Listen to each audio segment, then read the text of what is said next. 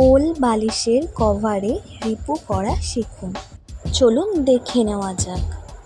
এই যে ছেঁড়া দিকটা আমি এবার মেশিনে দেব সেলাই করার জন্য।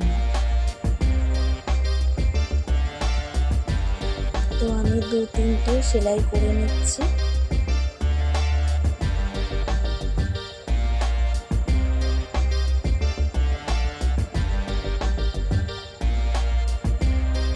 সেলাই করা কমপ্লিট।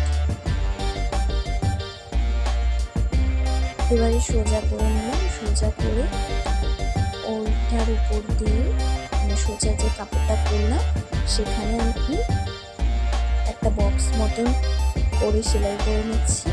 তার উপর দিয়ে তার ভিতরে 4-5টা বা তারও বেশি, মানে সেলাইটা যত বেশি ঘন করা হবে তত দেখতে ভালো লাগবে, বা তত ওই ছেঁড়া যে কাপড়ের অংশটি সেটা বসে যায়, তাতে সেলাইটা অনেকদিন টেকসই হয়। তো আমি সেভাবে করে নিচ্ছি।